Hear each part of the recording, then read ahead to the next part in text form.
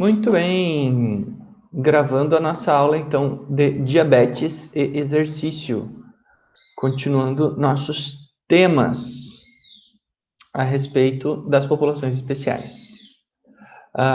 Pessoal, antes de começar a aula de diabetes, é legal a gente comentar assim por que ela tem esse nome, né, de diabetes mellitus, né? Diabetes, gente, quer dizer do grego, significa sifão, tá? Por quê? Porque quando as pessoas começaram a identificar essa doença, né, identificar essas pessoas que tinham diabetes, ainda na Grécia Antiga, nas primeiras civilizações que a gente tinha, onde a nossa expectativa de vida começou a subir um pouquinho dos 30 anos, né?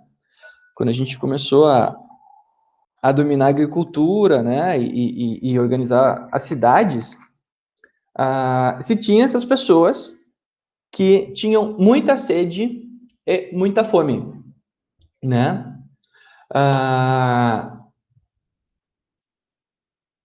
E o que acontece? Eles deram o nome de diabetes para essas pessoas, né? De uma condição chamada diabetes, que são pessoas com muita sede e muita fome.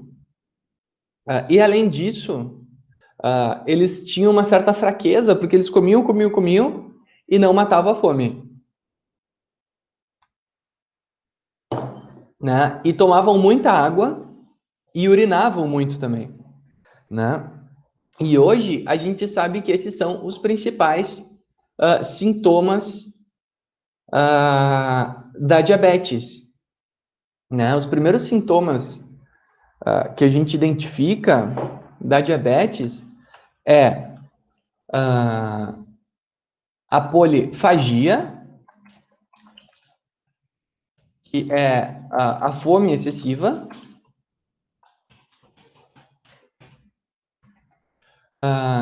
a polidipsia, que é a sede excessiva, a poliúria, são tetrapoli, são 4 poliúria, que é o aumento do tripoli, né? No caso são 3 aqui. O aumento da urina, tá? E começam a acontecer a fraqueza, né? Porque ela está com uma doença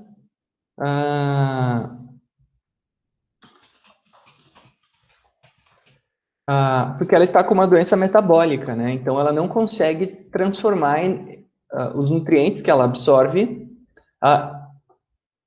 na sua cadeia metabólica para converter isso em ATP novamente, né? Na ressíntese de ATP, né?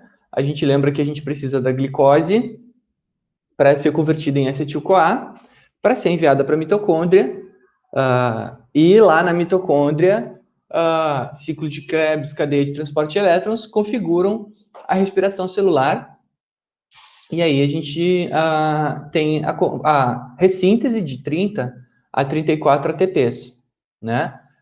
E a pessoa com diabetes, ela acaba tendo problema nesta conversão energética. Bom, então, os gregos identificaram esse problema, né? Polifagia, polidipsia, poliúria e perda de peso.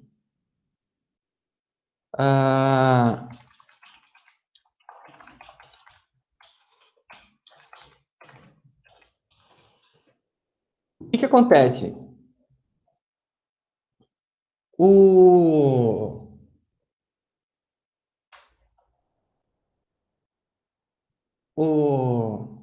Depois, né, que os gregos identificaram essa característica do diabetes, né, mais para frente, né, já, isso foi, gente, mais de 2000 anos atrás, tá? Isso aqui, quem identificou isso foi um médico grego chamado Areteu, Areteu da Capadócia, né? que identificou isso e chamou de diabetes. Mais para frente, já na Inglaterra, daí 1.600 anos depois, né, no ano de 1670, que se percebeu, né, que aonde essas pessoas urinavam, né, começava a juntar um monte de formiga em volta, né? Começava a juntar um monte de formiga no entorno da, da, da urina dessas pessoas aqui. E aí o que se disse? Que a urina do diabético, né, mais para frente aí, em 1815, se percebeu que na urina do diabético se tinha muita glicose, se tinha muito açúcar ali, né? Então deram o nome de diabetes mellitus. Por quê? Porque o diabetes é a doença do sifão e mellitus vem de mel, de doce, né? Que é a relação com o açúcar. Então, é uma doença que dá muita sede, muita fome, deixa a pessoa fraca, e tem alguma relação com o açúcar, né? Aí, o que acontece? Dois cientistas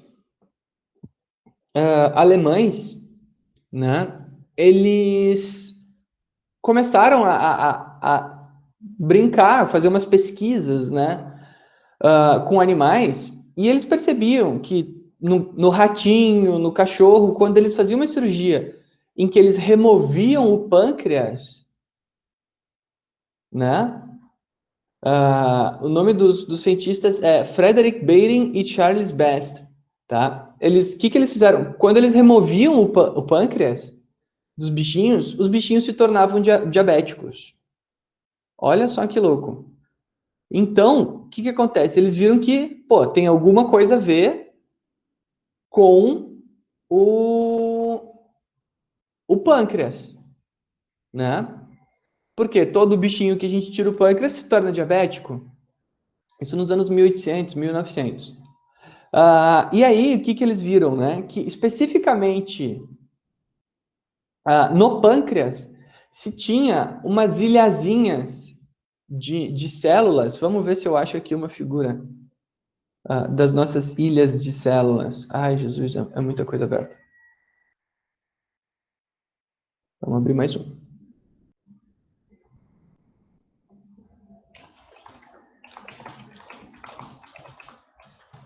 Eles viram o quê? Que no meio das células do pâncreas se tinha alguns aglomerados de células que eram um pouco diferentes, que são estas aqui. Abrir uma nova guia. Copiar imagem. Aqui, ó, se tinham assim, ó, uns aglomerados de células, certo? E daí eles viram, bom, essas aqui são responsáveis por mandar suco pancreático para o sistema digestório, né? Só que no meio destas células exócrinas, tinha umas ilhazinhas de umas células um pouco diferentes, que eles chamaram de ilhotas, né? Ou ilhotas de Langerhans, né? Porque o cara que descobriu essas células tinha o sobrenome de Langerhans. E aí, olha só que bacana. Eles viram que quando eles isolavam essa célula,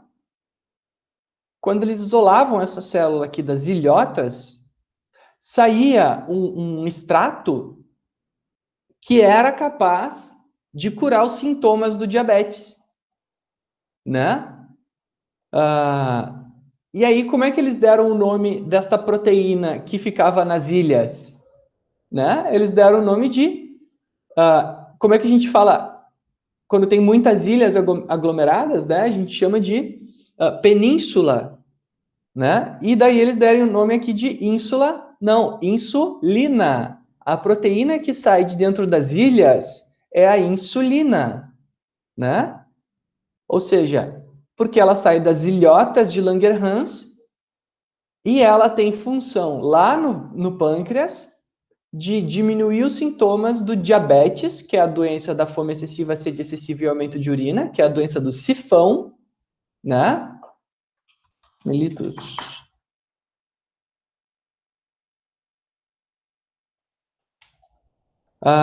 Que é a doença do sifão e tem relação com açúcar. Então, eles viram que a insulina, que era a proteína que saía de dentro das ilhotas de Langerhans, que é um hormônio, né?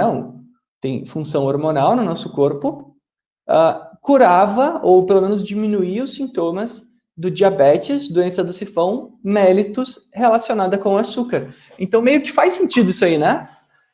Chamar de insulina aquela proteína que sai das ilhas, né? Os caras eram muito criativos e davam o nome de ina no final de todas as proteínas que eles descobriam, né? Então aqui eles deram o nome de insulina, porque elas vinham das ilhotas de Langerhans. Então, essa é um pouquinho da história, gente, da diabetes, e eu acho bem interessante porque ela fala bastante sobre a ciência pra gente. Esses dois pesquisadores, o Beirin e o Best, que acontece? Eles descobriram a insulina e a forma de isolar ela. Isso era feita com pâncreas de animais, né? Não era sintética, que nem é hoje. Não sintética, mas sintetizada, como é hoje em laboratório, a partir de bactérias, né? De culturas.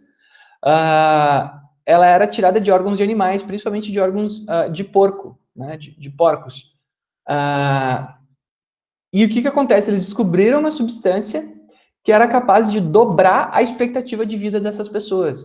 Um diabético que não trata a diabetes, gente, ele tem uma expectativa de vida menor que 30 anos, tá?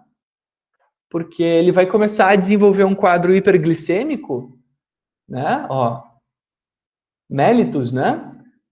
Ele vai começar a desenvolver um quadro hiperglicêmico e vai começar a ter uma série de doenças desencadeadas por causa desse quadro de excesso de glicose no sangue. Então, os caras simplesmente descobriram a cura para uma doença que era capaz de dobrar, triplicar a expectativa de vida de uma pessoa.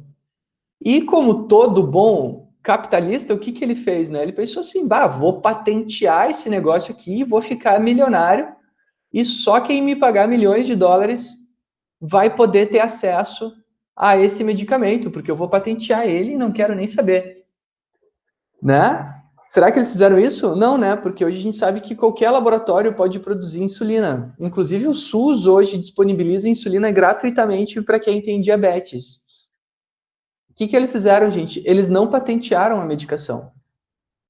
Eles disseram assim, ó, a gente não tem direito de ser dono de uma substância que pode determinar a vida e a morte das pessoas. Né? Então, é muito bacana assim saber que esses caras eles quebraram a própria patente, né? Então eles não, a gente não vai patentear isso aqui, todo mundo vai poder produzir, é assim que se produz. E hoje a gente sabe que é uma coisa que é relativamente simples de se conseguir, pelo menos no Brasil, né? Pelo sistema público de saúde, né? Graças à bondade desses cientistas que não patentearam esse remédio, né? Que poderiam ser, né, enfim, poderiam determinar se as pessoas iriam viver ou morrer, né? Então, gente, por que o diabético desenvolve esses sintomas? Né? Polifagia, polidipsia e poliúria, os 3P. Né? Por quê? A insulina, o que ela é responsável, gente? Vamos abrir aqui. A insulina, ela é responsável, imaginem aqui uma célula muscular. Lembram que a célula muscular, ela tem formato assim de cilindro, né? É uma célula com um formatinho um pouquinho diferente. Imaginem aqui uma célula muscular, né? E que para a gente poder fazer reações metabólicas aqui nesta célula, vamos pegar aqui uma mitocôndria. O nosso principal combustível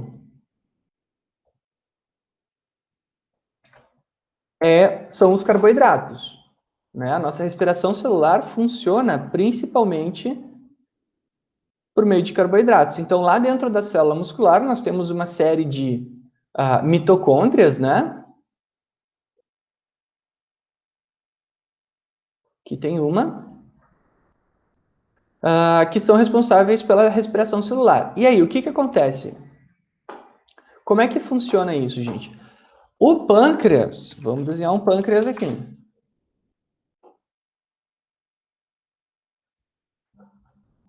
Andar com fé eu vou, que a fé não costuma falhar. Tô com essa música na cabeça, gente. O Gilberto gravou um clipe, ficou tão legal.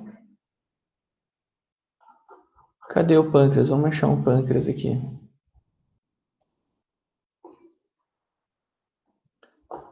O nosso querido pâncreas, esse cara bonitão aqui, ó. Este cara bonitão, né, que está desenhado aqui, ó, também, certo? Que é uma grande glândula endógena e exógena. O que acontece? O pâncreas, ele produz a insulina para permitir que carboidratos entrem no interior da célula. Então, ele vai produzir para a nossa corrente sanguínea. Vamos preencher isso aqui de vermelhinho e fazer de conta que é o sangue.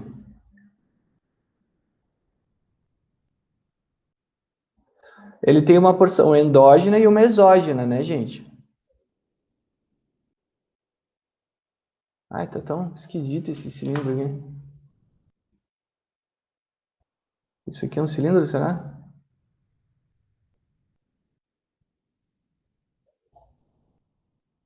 Andar com fé eu vou.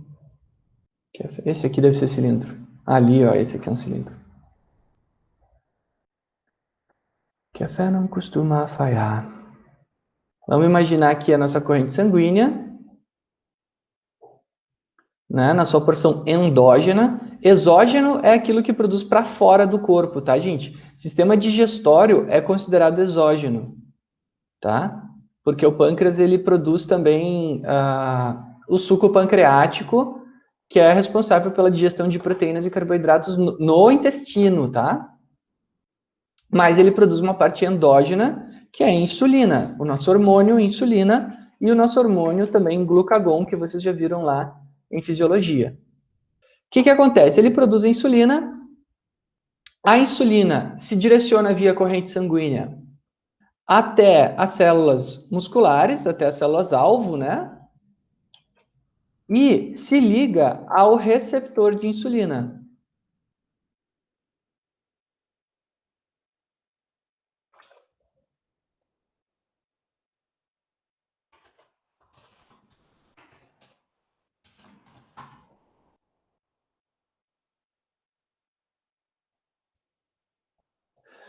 Tá? E se liga ao seu receptor de insulina. Aqui a gente vai desenhar um receptor de insulina bonitão aqui. Então, ao se ligar ao receptor dela, imagine que a insulina é assim, ó, é uma chavezinha assim, né? Ao ser transportado via corrente sanguínea, ao se ligar aqui no seu receptor, a insulina inicia uma reação no interior da célula, ela se liga, a gente chama isso de sistema chave-fechadura. Ela inicia uma reação no interior da célula. Aqui é o receptor de insulina, tá, gente? Vamos só escrever aqui.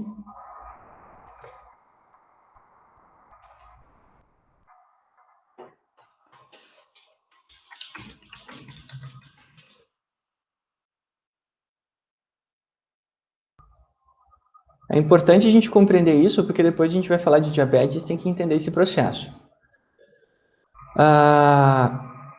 Ao se ligar ao seu receptor, esse receptor move no interior da célula uma proteína chamada GLUT4, tá?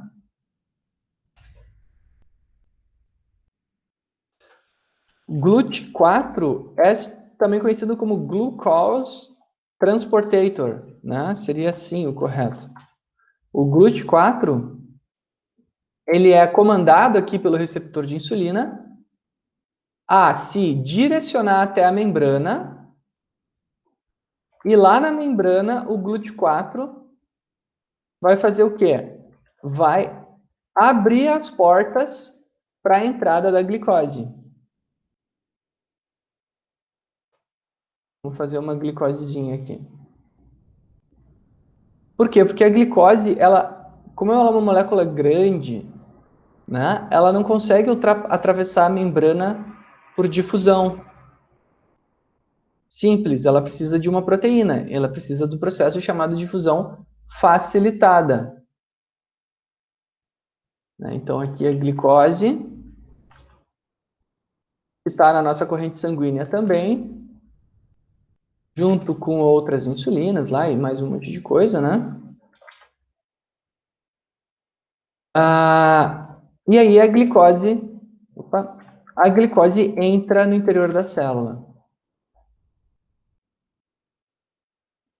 Tá? Então, o que acontece? Na verdade, a insulina, ela só inicia uma reação no interior da célula para abrir a porta de passagem da glicose para o interior da célula, certo? Então, ela é considerada só um sinalizador.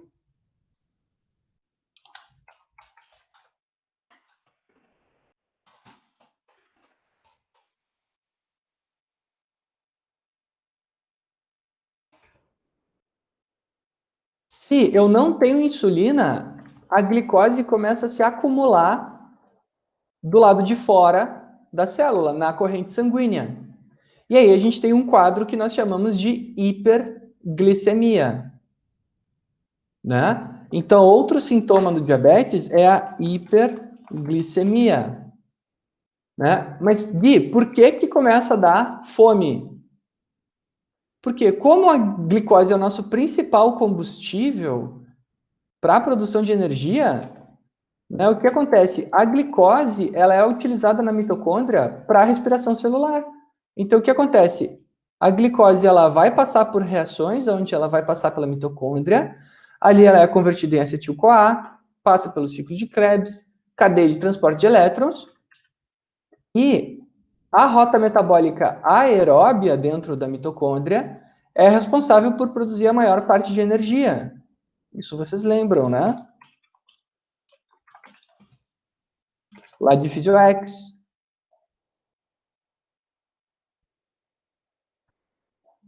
E vai produzir aí 30 a 34 ATP, 32 a 34 ATPs de energia. É a nossa rota com maior eficiência. Então, esse cidadão tem uma parte da rota metabólica dele que não está funcionando. Pelo menos por via de carboidrato, não. Então, ele só consegue produzir energia via gorduras e proteínas, né? Então, como o carboidrato é a nossa principal fonte de energia na nossa alimentação, gente, a gente come muito mais carboidratos do que outros nutrientes, acaba que esse cidadão aqui começa a desenvolver um quadro de polifagia, de muita fome. Por quê? Porque ele começa a não conseguir utilizar aquele alimento para produzir energia. E aquele alimento simplesmente começa a se acumular na corrente sanguínea, que é o que a gente chama de hiperglicemia, que é o acúmulo de glicose na corrente sanguínea, né?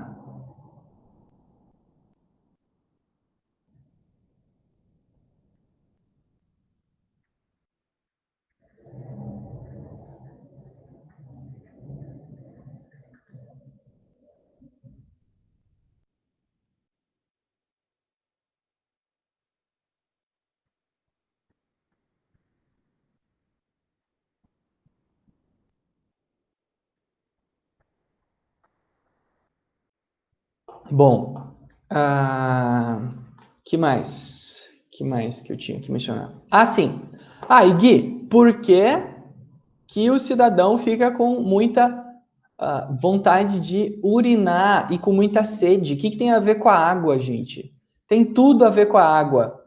É a água que no rim transporta a glicose para a urina.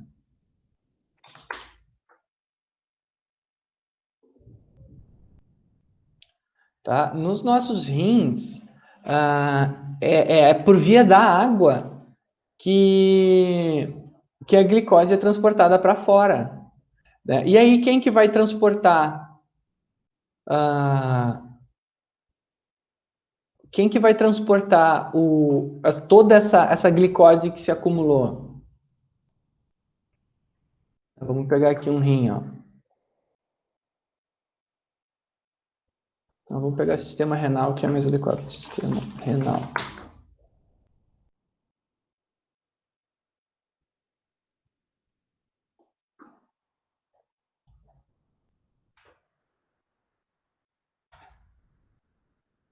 E aí o que acontece, gente? Essa glicose, né, ela vai estar andando então pelo nosso corpo via sistema vascular, né, pela corrente sanguínea, e vai chegar lá nos nossos rins, porque ela não vai ser utilizada.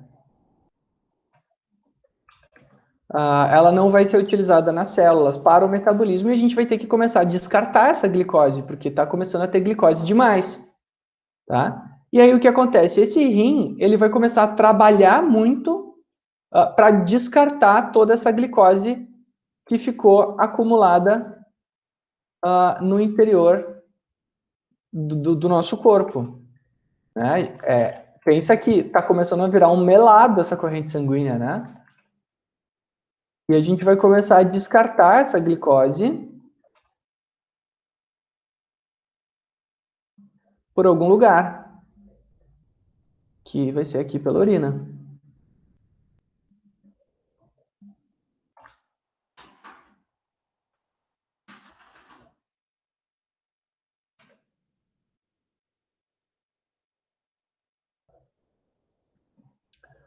Vamos fazer aqui.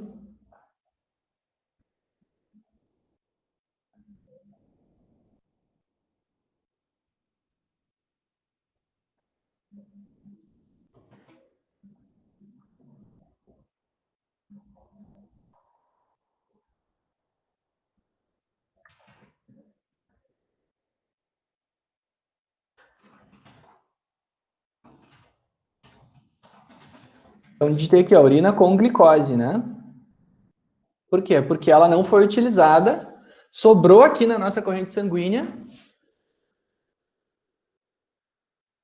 Vou fazer assim, deixar grandão aqui. Sobrou aqui na nossa corrente sanguínea, né? E não conseguiu entrar na célula. Então, acontece que o nosso corpo vai começar a descartar tudo isso. Como eu vou começar a jogar muita água fora para poder descartar toda essa glicose desesperadamente, o que vai acontecer? Eu vou começar a sentir muita sede, que é outro sintoma da diabetes. Então, eu vou ficar com muita fome porque eu não consigo usar carboidrato para rota metabólica aeróbia, para respiração celular. Eu vou ficar com muito volume de urina porque essa glicose toda vai se acumular na corrente sanguínea. Né? Ela não vai entrar. Porque no caso do diabetes, como eu não tenho a insulina, eu não tenho esse processo aqui e não entra. Né? Eu preciso ter esse processo acontecendo sem a insulina. Se eu não tenho a insulina, vamos pegar um xizinho vermelho aqui.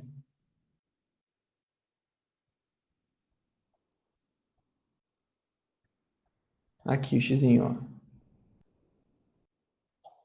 Olha que da hora vai ficar isso aqui. Xizinho das trevas aqui, ó. Ó, sem insulina, que não foi produzida lá nas ilhotas de Langerhans, eu não vou ter movimentação do GLUT4, eu não vou ter entrada da glicose. Né? Então, vamos chamar esse xizinho aqui da diabetes mellitus. É o xizinho da diabetes. E aí, essa glicose começa a se acumular, ela vai ter que vir até os rins e começar a ser descartada. Então, eu vou começar a ter muita urina. Por ter muita urina, eu começo a ter muita sede. Então, é uma pessoa que vai ter muita, muita, muita sede durante o dia. Tá?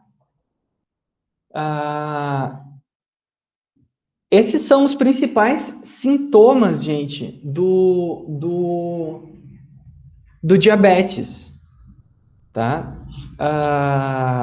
Além da glicose, né? Vai perder aqui íons também,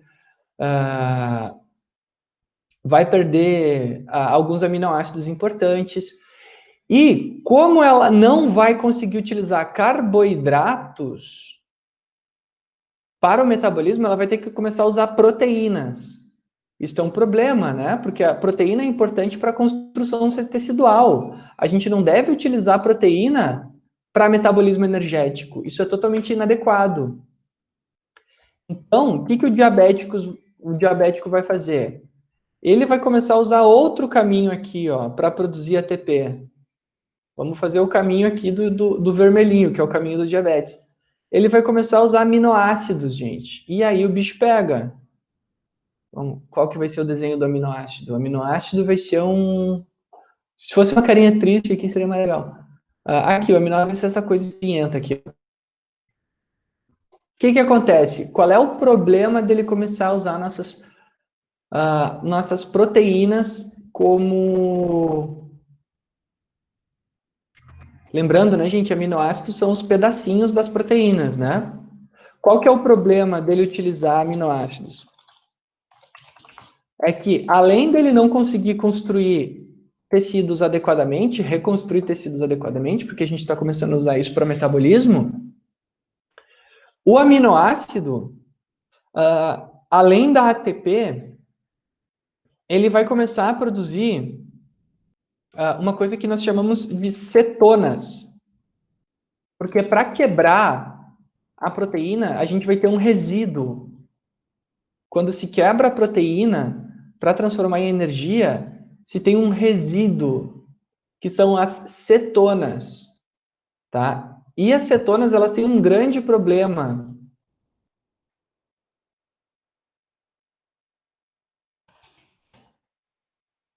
As cetonas, elas diminuem o pH. Vamos, agora as cetonas vai ser esse espinhento aqui. E elas vão ser laranja.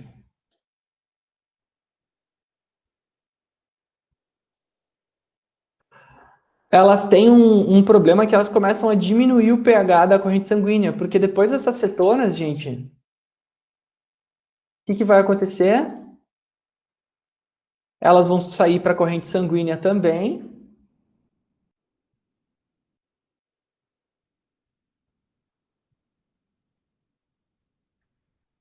E o que elas vão fazer? Elas vão começar a diminuir o pH do sangue. E a gente entra num quadro que se chama cetoacidose. Então, outro sintoma que nós temos é uma coisa chamada cetoacidose.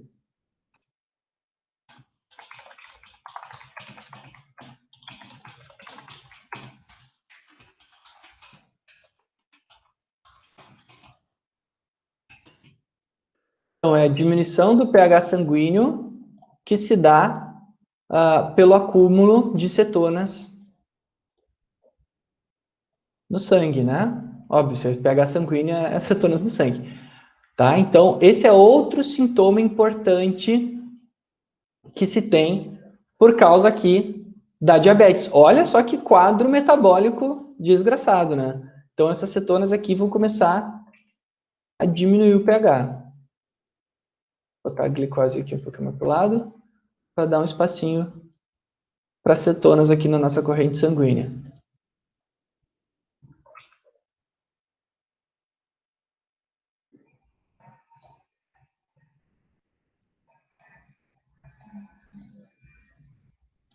Então, as cetonas vão começar a diminuir o pH. Aqui a gente vai botar aquela setinha para baixo, símbolo.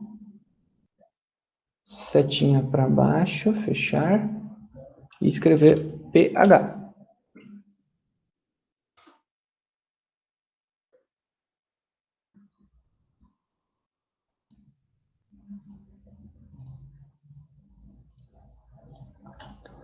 Né? Então, as cetonas vão começar a diminuir o pH lá na corrente sanguínea, tá? E a gente sabe, a gente já conversou sobre isso em fisiologia do exercício, né? Quem já fez FisioEx, acredito que boa parte aqui, que a diminuição do pH é um problema enzimático dentro do nosso corpo, né? A gente não quer que isso aconteça. E é o que começa a acontecer com o diabético. Isso pode começar um quadro grave também, né? Isso tudo, gente, são só os sintomas. Outro sintoma que o diabetes começa a causar, tá? Que a gente identifica isso. Então, a hiperglicemia, cetoacidose, e começa também, porque o que acontece? A glicose ela é tipo um grude, né? A gente sabe, por exemplo, quem já derrubou, sei lá, Coca-Cola no chão, que é cheio de açúcar, sabe que o chão fica todo grudento, nojentão, né? E aí o que acontece? Esse açúcar, ele começa a se ligar, se aderir em outras moléculas, né? A gente sabe que o açúcar, ele tem essa característica de aderir em outras moléculas, né? Claro que não é todas as moléculas, mas ele tem essa característica de estar se ligando. E o que acontece? No sangue, ele vai começar a aderir na nossa hemoglobina. Vamos desenhar a nossa hemoglobina aqui.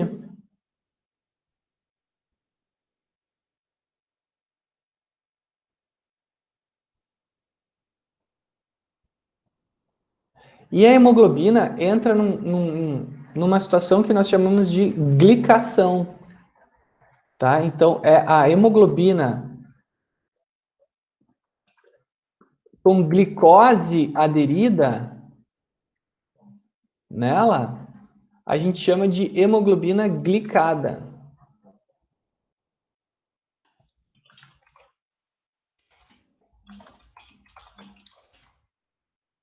E ela perde função, tá? Porque ao invés de estar transportando oxigênio, que é o trabalhinho dela, ela vai estar transportando glicose junto com ela.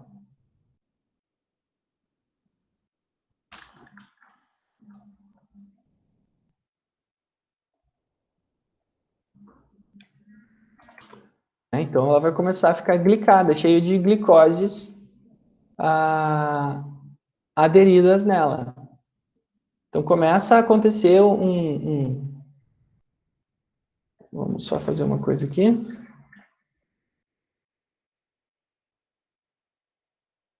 Um quadro também de aumento da hemoglobina glicada.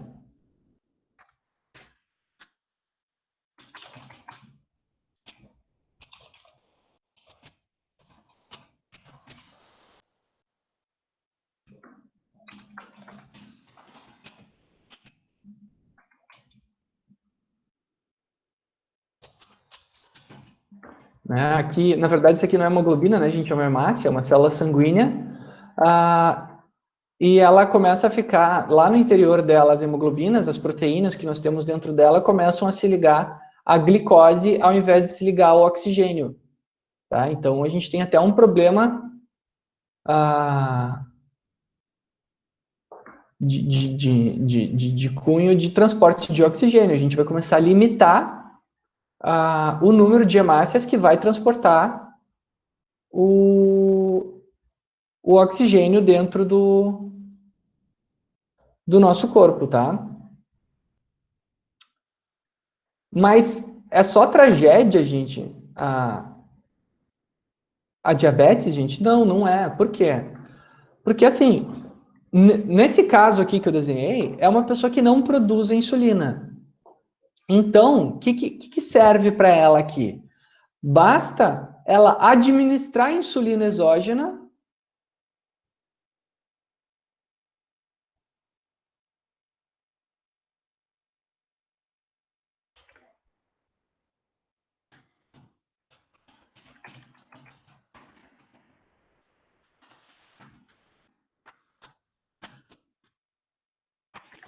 Basta ela começar a administrar insulina exógena. O que é isso? É fazer aquela injeção de insulina, né? Basta ela fazer uma injeçãozinha de insulina que todo o processo se restaura normalmente. Como assim, Gui? Bom, já que ele não produz, que acontece? Aqueles dois alemães lá descobriram como se produz insulina fora do corpo. Então, eu não preciso ter insulina dentro do meu corpo, eu posso pegar de fora. E aí, o insulino dependente, basta ele administrar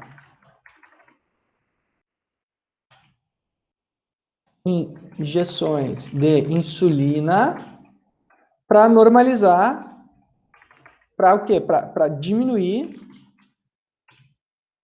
o quadro hiperglicêmico, né? Para diminuir o aumento da glicose no sangue dele, tá?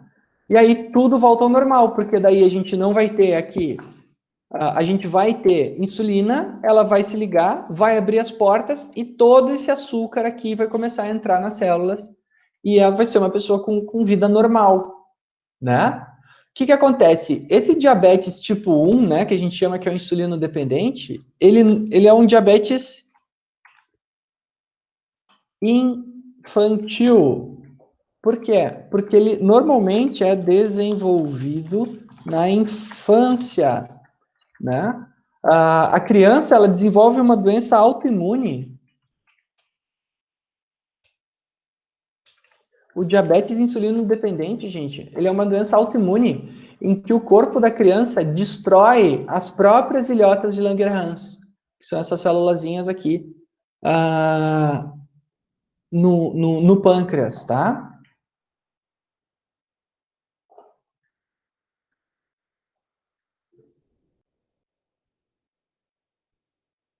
A net tá terrível, tá ok, a aula vai ficar gravada, tá, gente? Aqui tá chovendo demais também. Não sei como tá a minha internet para vocês, mas tá bom para vocês o sinal, pessoal? Ah, aqui tá bom? Opa, que bom. Então, essa criança ela vai parar de produzir a insulina, por quê? Porque o próprio corpo dela destruiu as ilhotas de Langerhans, as células alfa e beta pancreáticas. Tá bom aí também, Ramiro? Que bom. Então ela vai começar a parar de produzir insulina. E aí o que tem que fazer? Tem que começar a usar insulina. E, gente, vida normal, vida normal. É só controlar a, a glicemia que é vida normal. Opa, ai, ai, ai.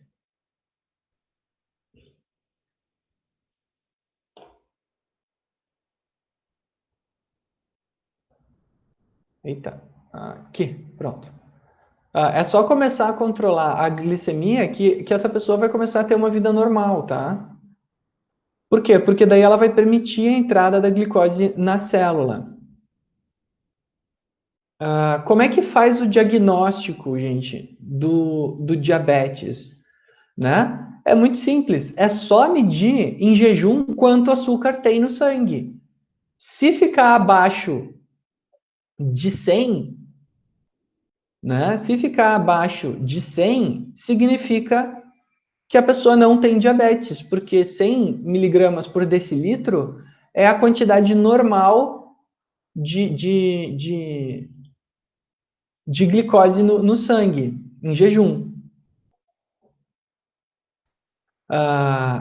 Se ficar acima de 100, já é uma suspeita de diabetes. Então, de 100 a 126, a 125, é a suspeita de diabetes. A gente chama de pré-diabetes.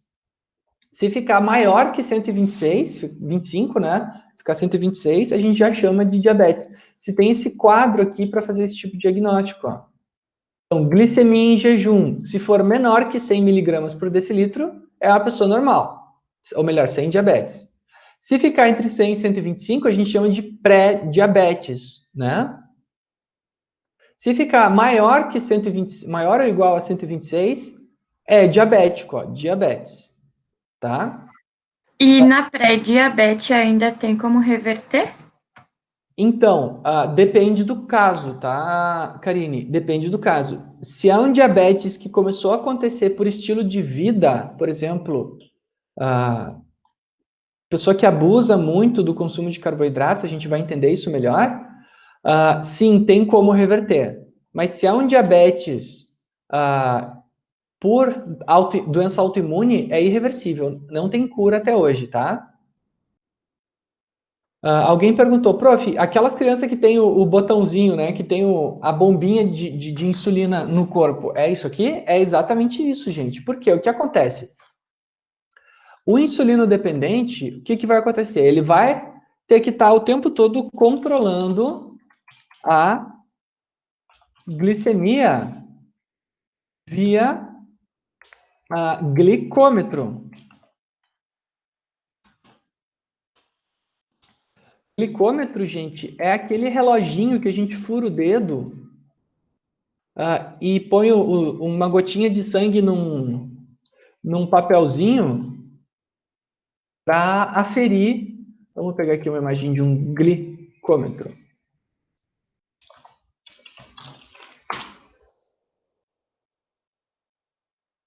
Para aferir quanto de açúcar tem no sangue. Né? Vamos ver se tem uma aqui com uma gotinha de sangue.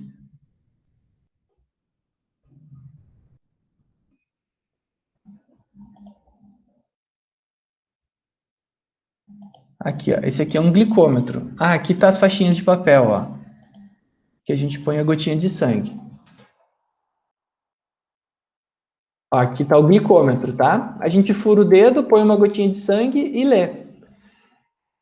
E daí aquelas crianças que tem aquele botãozinho, né? Parece um adesivinho colado no braço, né? É um glicômetro, mas é um glicômetro Wi-Fi. Que daí eu não preciso furar o dedo para saber minha glicemia. O glicômetro lê só a partir daquele dispositivo, né? Então só passa ali pip, como se fosse um código de barras, né? Um código de barras. Né? Existem outras tecnologias, existe a bomba de insulina também, que daí ela não precisa administrar com agulha, né? Ela pode administrar a insulina na corrente sanguínea com uma bombinha, então é uma bombinha normalmente que fica aqui na cintura, nas costas, tem umas nos braços também, para estar administrando insulina. Então ela vai estar controlando a glicemia. Se ela estiver hiperglicêmica, o que ela vai fazer? Administrar insulina. Por quê? Porque ela está com muito açúcar no sangue. Né? Então ela vai administrar a insulina. Se ela estiver hipoglicêmica, o que ela vai fazer? O que se faz se ela estiver hipoglicêmica? Come uma balinha. Isso aí. Né? Vai comer um doce.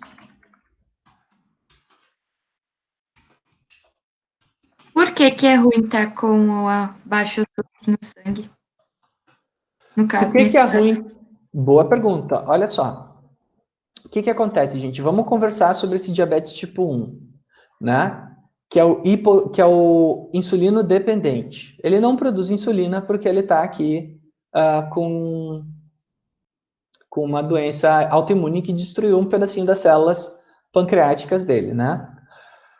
O que acontece? Se ele entra num quadro, ele vai lá, come uma macarronada e fica de noite, na janta, comeu uma macarronada, ficou hiperglicêmico, vai subir a glicose, né? É normal, todos nós ficamos. Aí a gente vai ter um pico de insulina. A insulina vai ser produzida e vai mandar toda aquela macarronada para as nossas pochetinhas aqui para serem bem guardadas, né? O que acontece? Isso não acontece no diabético. Então, o que ele vai fazer? Ele vai administrar a insulina para que ele também possa armazenar todo esse carboidrato. Só que o que acontece? Como ele comeu uma macarronada na janta, que é super calórico, que tem um monte de carboidrato, CHO aqui, gente, é carboidrato, tá? Ele vai lá e exagera na insulina, porque ele vê, nossa, minha glicose está super alta. Vou ter que administrar vou ter que administrar bastante insulina. Então, ele vai lá e vai fazer uma injeção de insulina.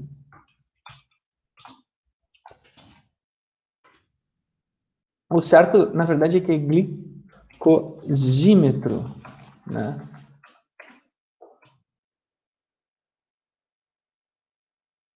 Existem os dois nomes. No lugar vocês vão ver isso de um jeito. Ele vai lá e vai administrar uma injeção de insulina. O que vai acontecer? Onde eles fazem isso? Normalmente é na barriga, na coxa, tá? A gente vai conversar sobre isso também e a relação que isso tem com o exercício, tá? Então ele vai lá e administra a quantidade de insulina necessária para fazer o corpo absorver todo aquele carboidrato,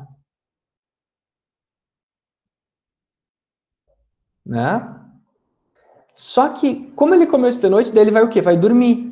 Só que daí o que vai começar a acontecer? Aquela insulina vai continuar baixando a glicemia dessa pessoa, até que ela entra num quadro hipoglicêmico. Hipoglicemia, gente, é quando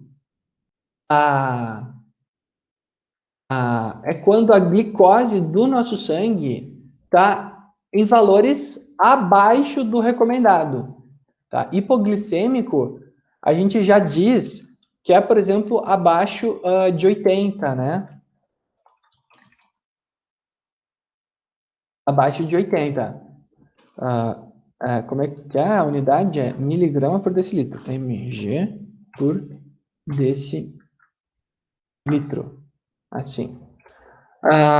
O que acontece? Ele está hipoglicêmico. Gente, se eu não tenho glicose na minha corrente sanguínea, eu não vou ter combustíveis para nutrir os meus neurônios. Por quê? Porque os nossos neurônios, gente, eles só se alimentam de glicose. Eles não se alimentam de nenhum outro combustível. E se ela permanecer assim muito tempo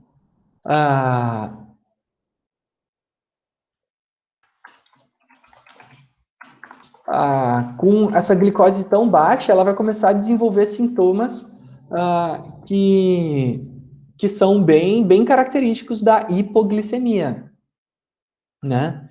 Que é uma fala balbuciante, então vai começar a ter dificuldade de falar, acho que eu não estou muito bem, começar a desenvolver uma fala balbuciante, vai começar a ter uma certa transpiração, alguns, isso varia bastante de pessoa para pessoa, tá, gente? Tontura, dificuldade de raciocínio,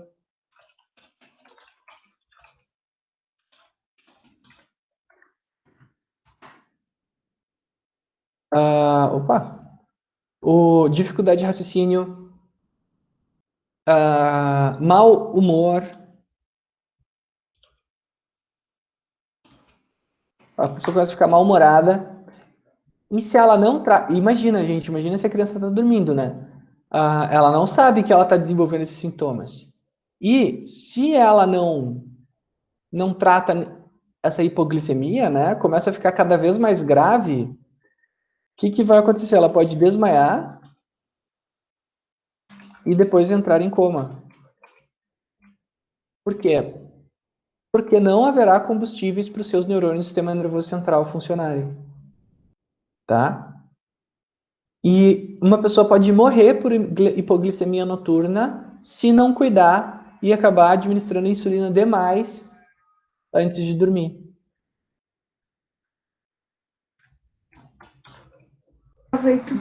Por isso a sugestão é não comer macarronada de noite. Exatamente. Né? Então são alguns cuidados, e isso é difícil quando a gente trabalha com criança, né? Dizer assim, todo mundo pode comer, pode comer macarrão e eu não, sabe? Ou tem que controlar um pouquinho, né? Porque a gente sabe que isso pode acabar acontecendo. O pré-diabetes, gente, aqui alguém perguntou ali, o Eduardo perguntou se tem sintomas. O pré-diabetes não costuma apresentar sintomas, tá? Esses sintomas que eu coloquei aqui, eles são já característicos do diabetes. Esses aqui todos, tá? Polifagia, polidipsia, poliúria, fraqueza, hiperglicemia, cetoacidose e hemoglobina glicada são sintomas de quem já está com diabetes. O pré-diabetes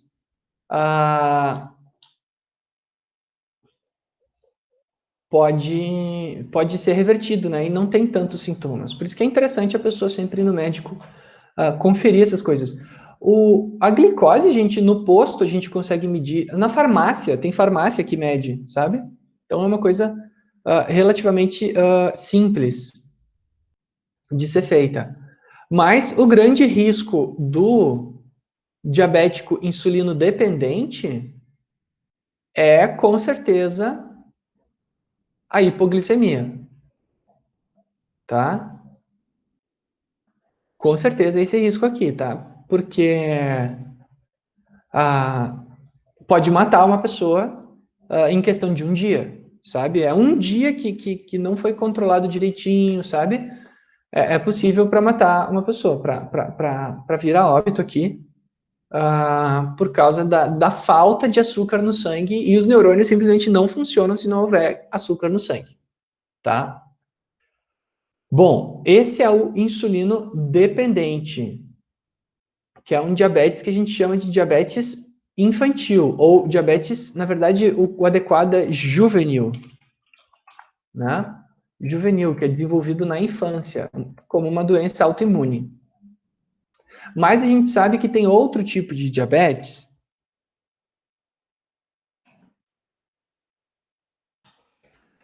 que é o diabetes. Eita, tirar aqui a bolinha. Que é o diabetes insulino resistente. É o antigo tipo 2, tá? Não se usa mais essa nomenclatura, tá, pessoal? Tipo 1 e tipo 2. Por que não se usa mais essa nomenclatura? Porque a pessoa pode ter os dois tipos. Daí o tipo 1 mais o tipo 2 é o quê? O tipo 3? Não é, né? É o tipo 1,5, senhor, porque está entre os dois. Não é. Tá? A pessoa pode desenvolver insulino dependência e insulino resistência simultaneamente, tá? Então, não se usa mais esse nome tipo. Todo mundo fala assim porque é assim que todo mundo conheceu. É que nem chamar AVE de derrame e de AVC. O nome correto é AVE, mas o pessoal chama de AVC porque é o nome que todo mundo aprendeu, né? O correto é insulino dependente e insulino resistente, tá? O que acontece? O insulino resistente, esse aqui já vai ter um problema. Porque o insulino resistente, ele produz a insulina. Então, eu vou tirar esse xizinho aqui. O insulino resistente, ele produz a insulina vai pela corrente sanguínea. Só que quando a insulina vai se ligar aqui ao receptor na célula para movimentar o GLUT4 e a glicose entrar, o que acontece? Não tem receptor. Por quê? Porque esse receptor aqui está quebrado. Estragou o receptor aqui, ó. E aí, essa insulina não tem onde se ligar, ela não consegue ligar aqui, e aí toda a cadeia de transporte do GLUT4 para a entrada da glicose na célula não vai acontecer. Então, ela pode produzir quanta insulina ela quiser, não haverá entrada de glicose na célula.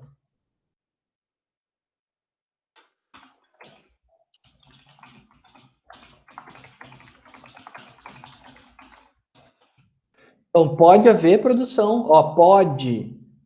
Não significa que há produção de insulina normal, tá? Significa que pode haver produção normal de insulina, tá?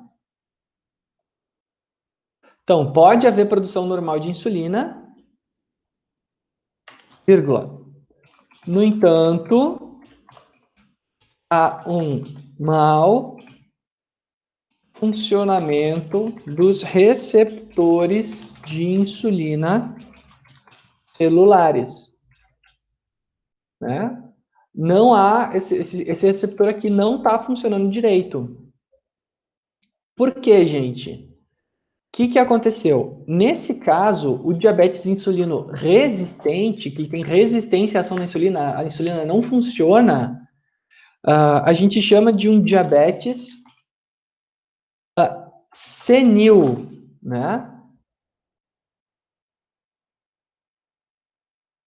Diabetes senil. Por quê? Pois acontece normalmente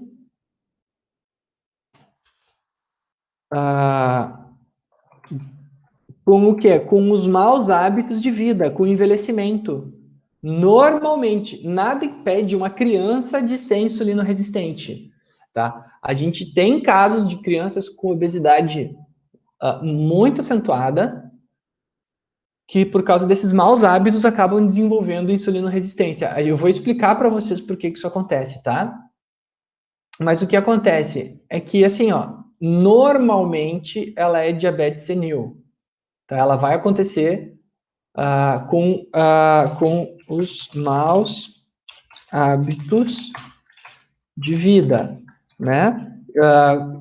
Quais são esses maus hábitos? É basicamente dois: sedentarismo e alto consumo de carboidratos. Tá?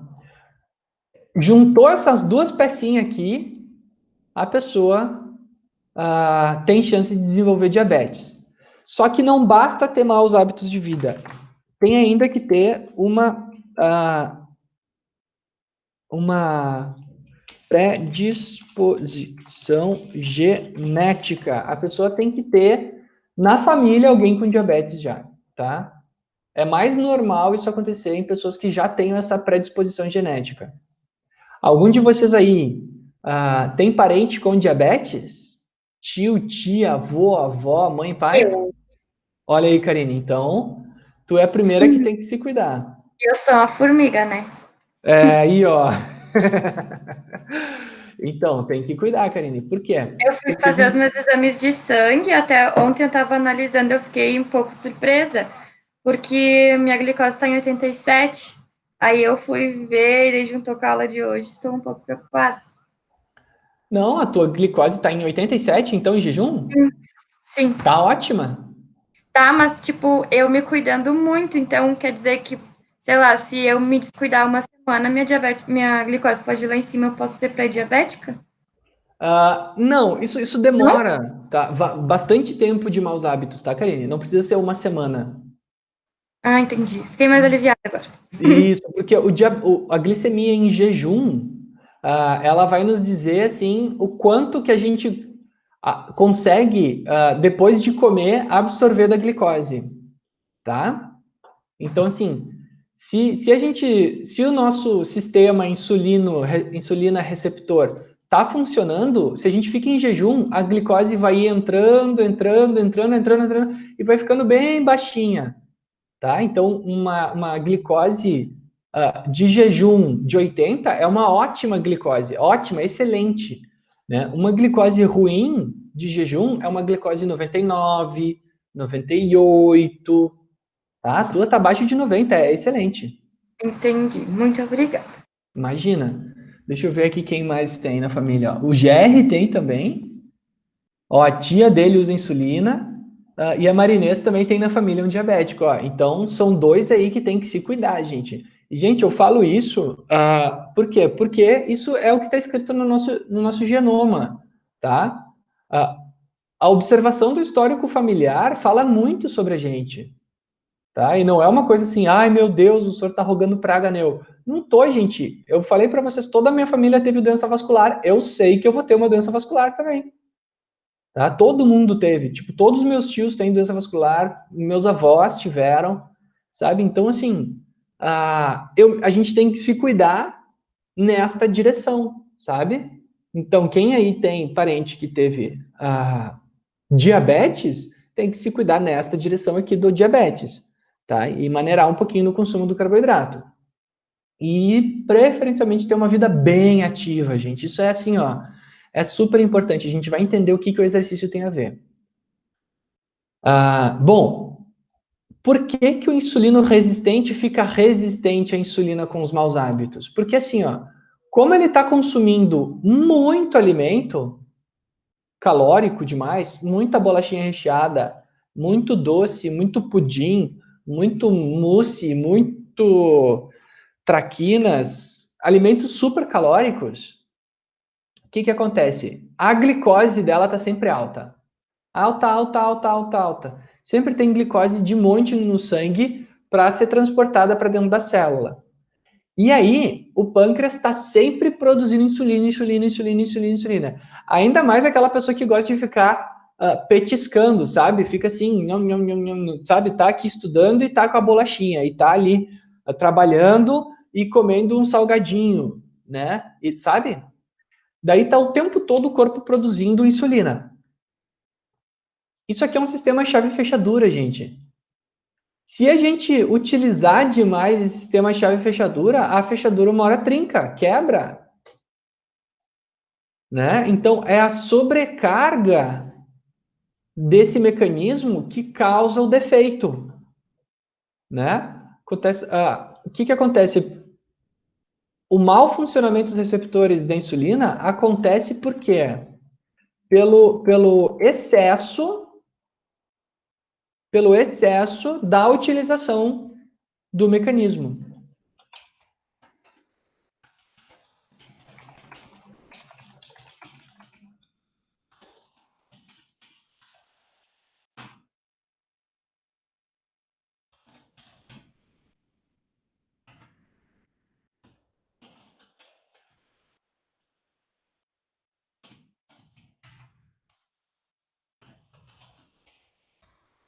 Tá?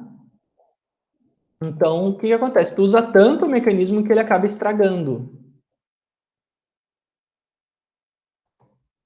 Por maus hábitos. E, gente, é assim, é pelo excesso, tá? Então, eu como um açúcarzinho de vez em quando. Não tem problema. Isso aqui é assim, ou a pessoa que é compulsiva, ou, por exemplo, quem tem picos muito altos de glicemia. Por exemplo, eu fiquei sabendo uma história de um cidadão que comia todos os dias 4 laranjas antes de dormir. Gente, laranja é super saudável, é ótimo. Só que, mano, é uma fruta calórica. E se eu vou comer 4 laranjas todo dia de noite, o que eu estou fazendo? Eu estou causando um super pico de glicose na minha corrente sanguínea. Né? O cidadão jantava e depois comia 4 laranjas. 4, não é uma, é 4. E aí o que acontece? Um dia esse sistema quebra, porque eu estou sobreutilizando esse mecanismo de chave e fechadura, né? E aí eu quebro aqui o receptor.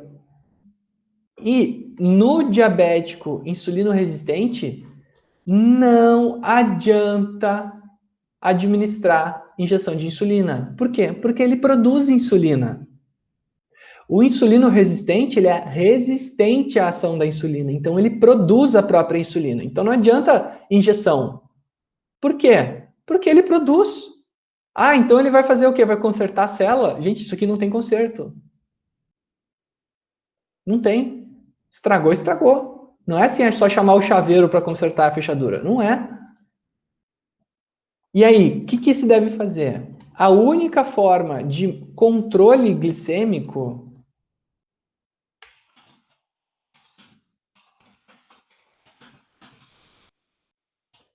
Como é que essa pessoa vai controlar agora a glicemia? Como é que ela vai fazer para não ficar hiperglicêmico, gente? O que vocês acham? Não comer doce, não comer carboidrato. Perfeito. Então, o controle glicêmico se dá pela reeducação. Opa, não é tanto reeducação alimentar, né? Então, ele tem que ter baixo consumo de carboidratos. principalmente os de alto índice glicêmico. O que é um carboidrato de alto índice glicêmico? São os carboidratos simples e refinados. Gui, mas, por exemplo, a minha avó tem esse e ela toma remédio. Tipo, para isso, para que faz esse remédio? Ótima pergunta. Então, qual o remédio que ela toma, Karine? Provavelmente, Eu posso ela questionar ela daqui a pouco. pode perguntar, mas eu tenho quase certeza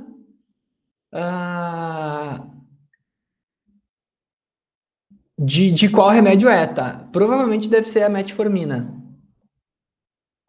tá? Pergunta para ela quando ela chegar aí. O que acontece? A metformina, aqui, ó, como agem os antidiabéticos. A metformina, ela vai ter o seguinte efeito. Medicações antidiabéticas também podem auxiliar. Auxiliar, elas não resolvem o problema, elas auxiliam, tá? Como que elas vão funcionar? Olha só. A metformina, o que ela vai fazer, ó? Ela vai reduzir a produção de glicose no fígado, tá? Então, o fígado vai parar, vai diminuir a produção de neoglicogênese. A metformina também vai reduzir um pouquinho essa resistência à ação da insulina, né? E tem outros também, que é, por exemplo, a carbose, que vai diminuir a absorção de carboidratos no estômago, né? Existem outros medicamentos que vão incentivar, por exemplo, a glinida, que vai incentivar o pâncreas a produzir ainda mais insulina, nos casos do diabético insulino resistente, que também é levemente insulino dependente, né? Então ele produz um pouco de insulina. Porque assim, ó, o insulino resistente pode haver produção normal ou reduzida também. Ele pode ser levemente insulino dependente, ou ele pode ser completamente insulino, sabe? Não tem. A pessoa pode ser tipo 1 e tipo 2 ao mesmo tempo. Então, alguns medicamentos vão auxiliar nessas questões para a redução da glicemia. Tá? Então, esses são elementos aqui que têm muita relação com o metabolismo de carboidratos. E aí a Nicole perguntou, senhor, e o exercício não ajuda? Perfeito, Nicole. O que acontece, gente? Esse GLUT4 aqui é um GLUT4 que a gente chama de GLUT4-ID, que é o quê? Insulino dependente, porque ele só funciona com a ação da insulina. Então, GLUT4-ID, tá? Mas, no entanto, contudo, todavia, existe outro GLUT4 dentro da nossa célula muscular. Deixa eu só arrumar aqui. E por que falam que os diabéticos têm que cuidar de não ter trombose? Ótima pergunta. Guarda ela no coração, Karine, que eu já vou responder. Perfeita a tua pergunta. Isso é talvez o elemento mais importante relacionado ao diabético, tá? O que acontece? Vamos primeiro responder aqui a pergunta da Nicole. Gui, não dá para fazer exercício? Não dá para fazer exercício? Dá. Olha só, a gente tem outro GLUT4, que eu vou pintar esse GLUT4 aqui de laranja, que se chama GLUT4-ED. GLUT4-ED. Esse GLUT4, ele não é insulino dependente. Ele é um GLUT4 exercício dependente. Como assim, Gui? Significa que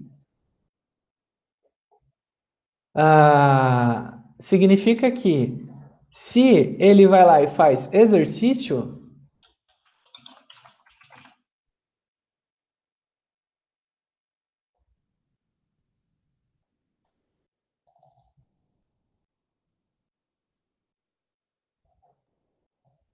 e eu botei a estrelinha aqui porque...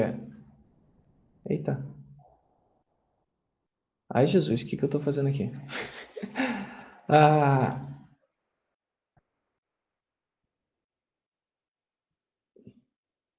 Se essa pessoa vai lá e faz exercício, o exercício estimula o funcionamento desse GLUT4 aqui.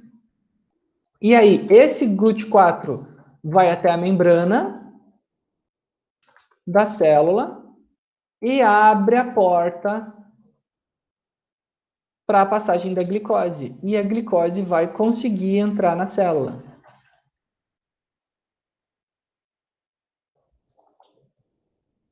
Vou fazer só ele dar a volta aqui. Aqui.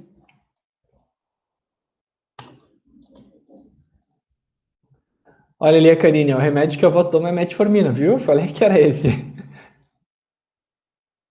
Aqui é o remédio mais comum, é o antidiabético mais comum que é consumido pelas pessoas, tá? É bastante eficaz. E aí o que acontece? Ó, esse GLUT4 vai até a membrana e permite a entrada da glicose no interior da célula. E aí a glicose entra. Então, o exercício também é hipoglicemiante.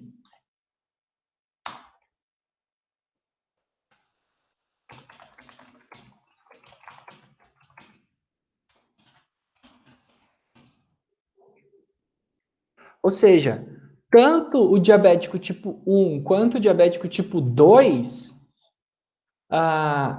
o insulino dependente e o insulino resistente, o exercício vai entrar com ação hipoglicemiante. Então, o que acontece?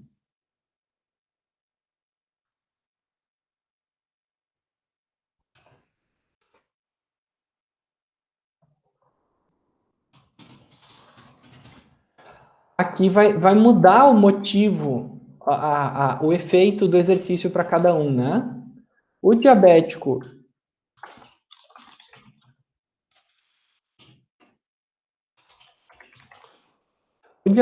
insulino dependente e o diabético insulino resistente, eles vão ter relações com o exercício que são um pouquinho diferentes.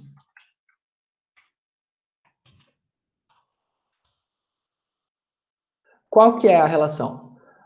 Como eu disse para vocês, o risco maior aqui do insulino dependente é a hipoglicemia. Já o risco maior do insulino resistente é a hiperglicemia, porque ele vai ser um cara que pode ter maus hábitos.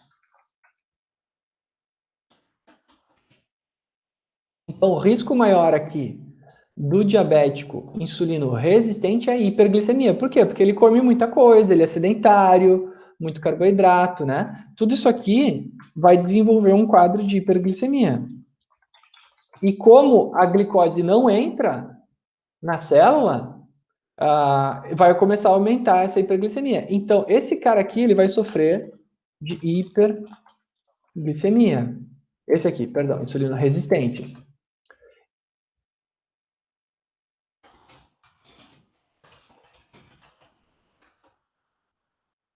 Já o insulino dependente, ele vai ter um risco aumentado de hipoglicemia. Por quê? Porque como ele administra a insulina, pode acontecer dele administrar insulina demais, né? E aí ele acaba ficando hipoglicêmico.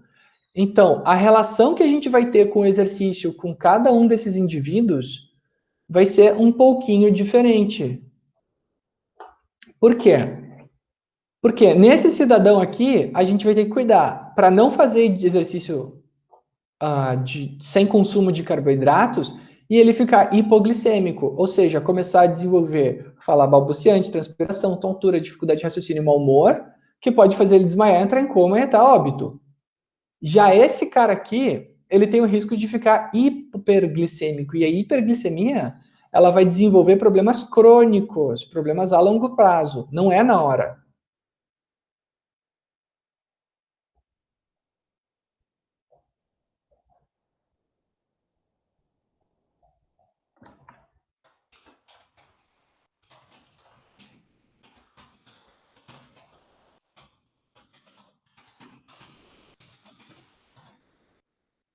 Então, o que a gente tem que cuidar? Aqui, ó, no insulino dependente, o que a gente tem que fazer? A gente tem que medir a glicose.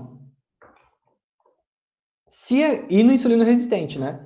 Se a glicose tiver abaixo de 80, a gente não pode fazer exercício. Tem que consumir o carboidrato, esperar subir, tá? 80 a 100, comer um pouquinho mais de carboidrato. De 100 a 250, realizar exercícios. Se a glicemia tiver nesses valores aqui,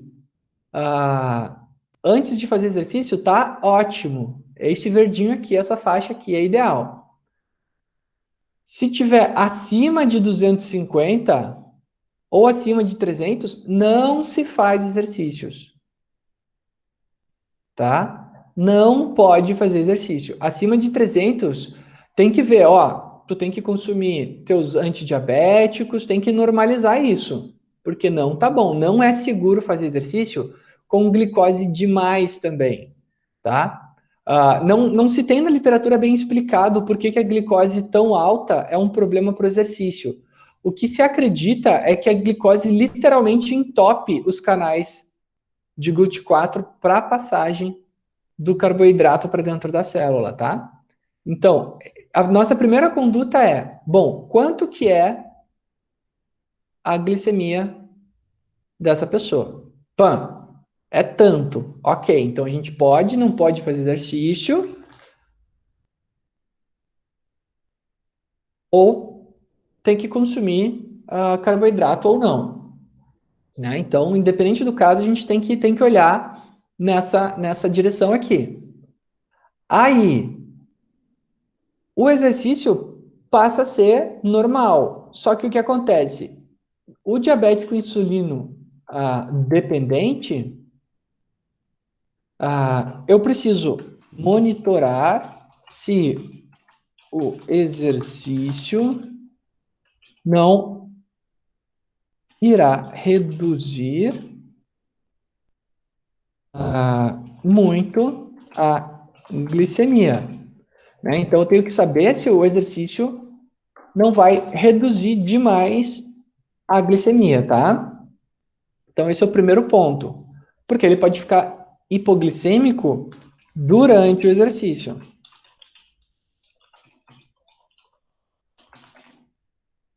Certo? E como a gente sabe se o exercício não vai reduzir ou vai? Medindo com o glicosímetro, ou glicômetro. Tem que medir. Tá? O que acontece é que, assim, ó, a longo prazo, a gente acaba conhecendo a pessoa, tá? E aí a gente vê que, pô, nas primeiras 5, 6, 10 sessões, começa 180 e baixa para 140.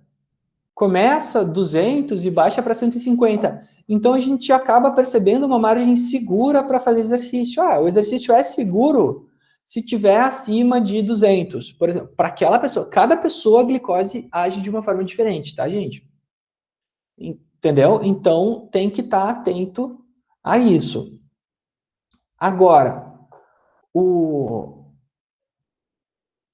depois de um tempo, como você sabe, tá 200 hoje. Se tá 200, tá tranquilo, a gente vai fazer aquela sessão que a gente sempre faz, mede a tua glicemia só no final do treino, tá? Daí não precisa estar medindo a glicemia o tempo todo, sabe? Tá super controlando. Por quê? Porque a gente já pratica exercício há muitos anos e já conhece o comportamento, né? Eu tinha um colega de natação que ele tinha diabetes E treinava muito bem o cara. Ele era mais velho que eu, inclusive, ele nadava muito bem. E o que ele fazia? Ele media a glicose dele antes do nado, e daí ele via, tá tanto. Daí ele olhava, hoje o treino é tantos metros, né? 3.000, 2.000. Daí, dependendo do volume de treino, ele sabia, não, hoje eu vou ter que consumir mais um pouquinho de carboidrato, porque a minha glicose costuma baixar 70 num treino, costuma baixar 100 num treino, sabe? Costuma baixar 40. Ele sabia quanto que ia mudar mais ou menos a glicose dele. Então, ele já sabia isso, ele não precisava parar o treino, medir a glicose de novo para ver se estava tudo bem. Mas isso é com muito tempo de experiência, tá? Tem que ter experiência com a pessoa e a pessoa tem que ter essa segurança. Senão, a gente continua medindo mesmo durante o treino para poder ficar tranquilo. Se a pessoa está lá no meio da esteira do treino e começa a ficar tonta, começa a ter dificuldade de raciocínio, começa a transpirar demais, não fala de... Gente, para o exercício.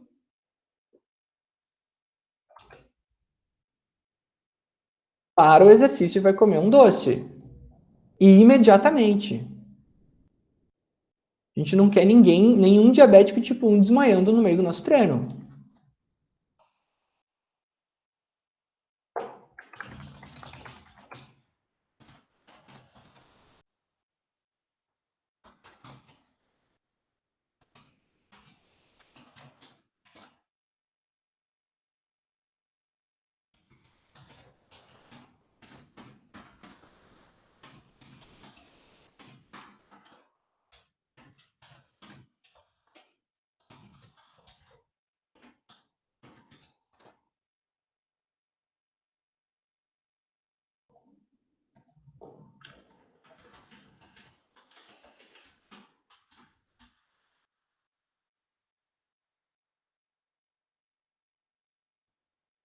Tá? Então, se no meio do exercício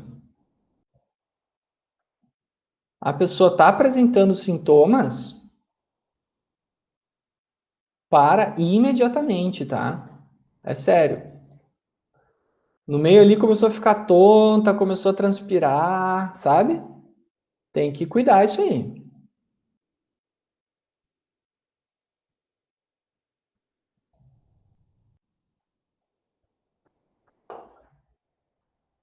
Essa é a conduta. Gente, e assim, ó, diabético pode ser atleta. É sério, diabético, vida normal, gente. Diabético insulino dependente. Vida normal, sério. É só fazer esses controles que fica tudo certo. Pode ser atleta de alto rendimento. É só controlar se ela está entre 100 e 250 antes do treino e saber mais ou menos quanto que baixa por sessão. Certo? Já o insulino resistente, o que que acontece? A hiperglicemia, ela é silenciosa.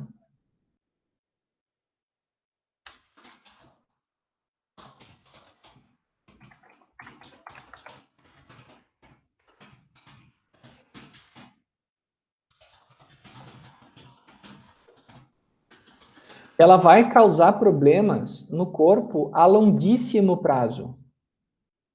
É assim, ó, é porque está muito descontrolada, a pessoa ficou muito tempo sem controlar a sua glicose. E é isso que a gente vai estudar. Por quê? Porque assim, ó, esse caso aqui é tranquilo, é só medir. Esse aqui tem uma série de cuidados que a gente tem que ter.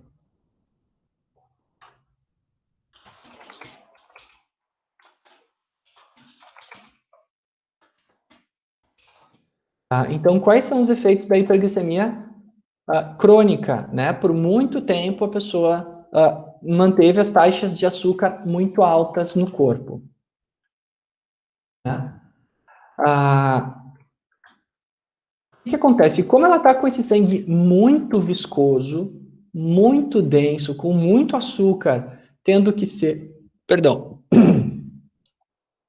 tendo que ser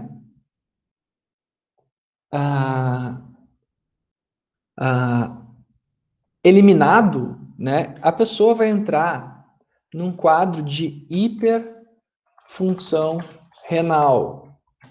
Tá? Isso ela fica assim, ó, 5 a 10 anos hiperglicêmico. Com isso aqui, gente, hiperglicemia crônica é assim, ó, teve muitos anos hiperglicêmico, tá? Então ela ficou muito tempo sem se cuidar. Então ela vai entrar num quadro de hiperfunção renal. Os rins vão começar a ter que mandar esse açúcar embora, mandar esse açúcar embora, mandar esse açúcar embora por difusão facilitada. Então é um processo ativo que gasta energia, né? E vai começar a desenvolver um quadro que nós chamamos de microalbuminúria, tá? E depois de eita, deixa eu ler aqui que esse aqui eu não sei falar. Proteinúria, tá? Que é o quê? Microalbuminúria. Eita, não tá escrevendo.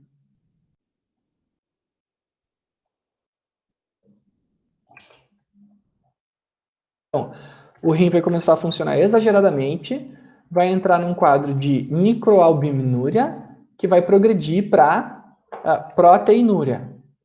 O que é isso, gente? É a presença de proteínas na urina. E aqui é a presença de albumina.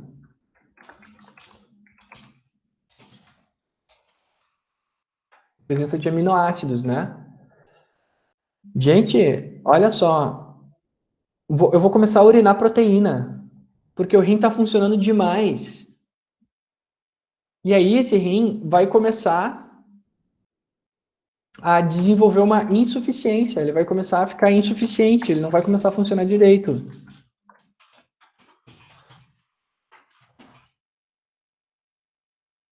Eu vou começar a desenvolver hipertensão. E se isso continuar evoluindo, eu posso entrar para aquele seleto grupo de pessoas que tem que fazer hemodiálise.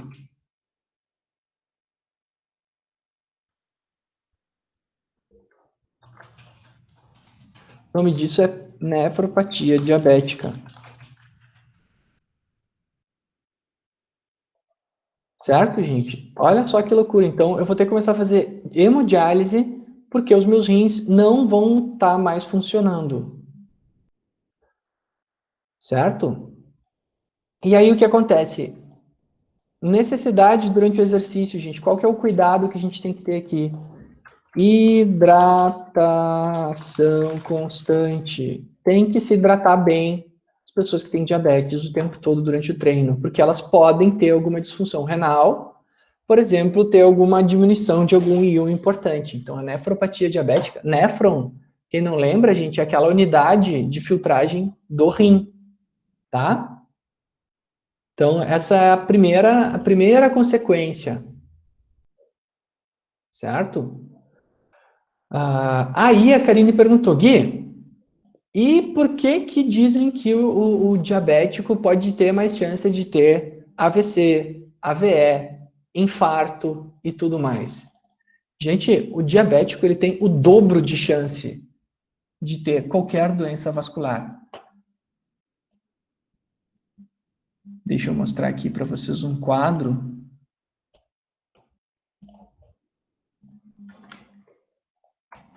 Mostra isso. Olha só. Essa aqui, gente, é as chances de ter um infarto por 100 pessoas a cada ano. Tá? Ó, vermelho é diabéticos. Então, azul é diabético. Então, com diabetes mellitus. 20% de chance. Vermelho é sem diabetes. 3% de chance. Tá? Isso para pessoas com mais de 50 anos. O que acontece? Olha, de 3 sobe para 5. Então, sobe aqui 7 vezes. Tem 7 vezes mais chances de ter uma doença vascular. Se é um diabético que já teve doença arterial antes, tá? Se ela já teve uma doença arteriocoronária, né? Um infarto, um AVC, alguma coisa assim, sobe, o diabético tem 45% de chance de ter uma doença de novo. O não diabético tem só 18% de chance. Então, olha só, uma pessoa com diabetes, ela tem a mesma chance. Uma pessoa com diabetes, ela tem a mesma chance de ter uma doença vascular que uma pessoa sem diabetes que já teve doença vascular. Olha só, 18 e 20. Vocês reparam que, ó, nunca tive doença vascular e sou diabético, 20%. Tive doença vascular e não sou diabético, 18%. Então, o fato da pessoa ter diabetes torna ela quase um cardiopata. Porque a chance dela ter doença cardíaca é muito grande. Ela não é cardiopata por causa das limitações que o cardiopata tem, que a gente conversou. Ela é tratada como um cardiopata por causa das chances que ela tem de desenvolver doença cardíaca, que são 7 vezes maiores do que uma pessoa sem diabetes. E isso, gente, é o diabetes descompensado, tá? Porque o que acontece?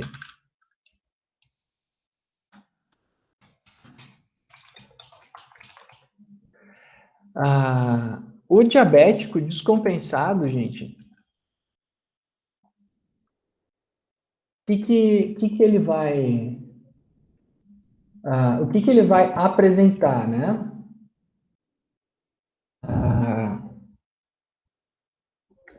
O sangue vai ter um aumento da viscosidade, vai haver um aumento do processo aterosclerótico, então a formação de arteromas, de plaquinhas de gordura,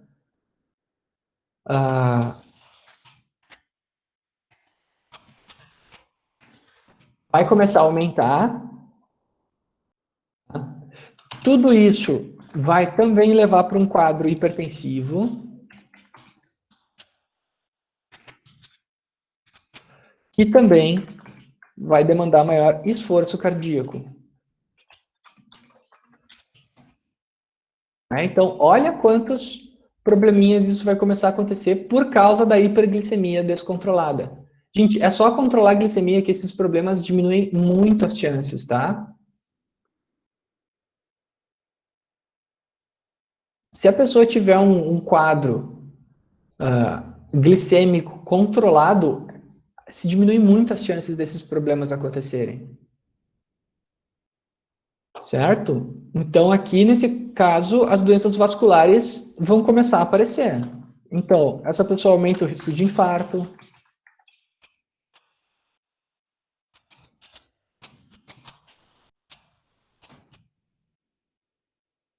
Né? Vai começar a haver um aumento do risco do infarto agudo de miocárdio. Vai aumentar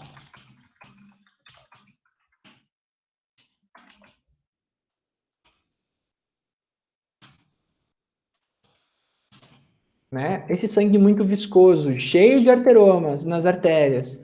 Vai começar a aumentar também a chance de AVC, de AVS. Né? Todo tipo de doença vascular vai começar a aumentar as chances.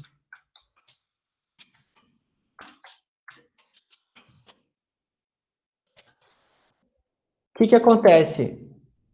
Aquela hemoglobina glicada, ela também vai começar a formar clots, coágulos, né? A insulina vai começar a formar coágulos. A insulina não, perdão. A hemoglobina glicada, né? As hemácias vão começar a aderir uma na outra também.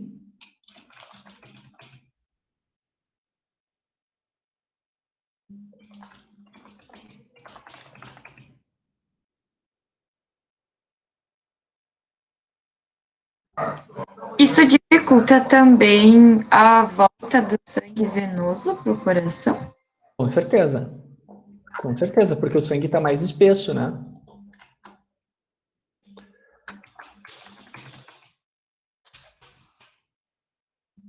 Opa, risco de trombose já botei.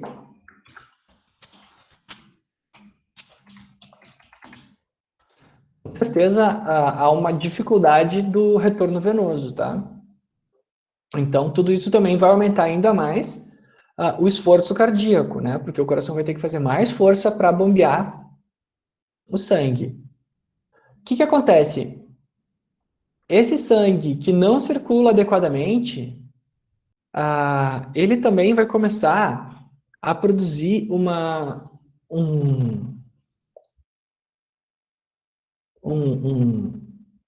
um problema que a gente chama de neuropatia, tá? O que é isso, gente? Antes da neuropatia, outros vasos que vão começar a sofrer esse problema, tá?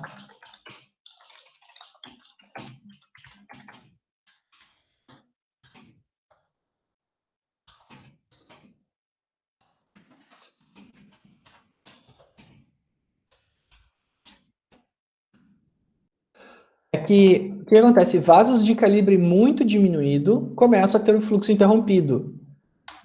Os vasos sanguíneos, as artérias mais fininhas que nós temos, gente, estão no globo ocular. O que acontece? No globo ocular, se a gente começa a ter infarto, no globo ocular, não vai ser um infarto agudo, vai ser uma coisa aos pouquinhos. Porque uma artéria que para de funcionar no olho, ela não faz o olho parar de funcionar de repente, tá? Isso vai fazendo aos poucos a pessoa ir perdendo a visão.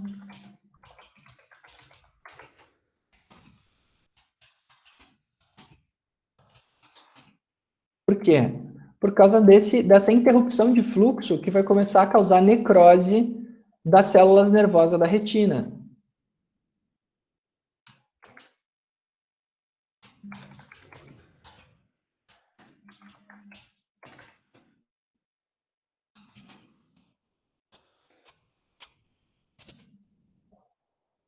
E a gente chama isso de retinopatia diabética.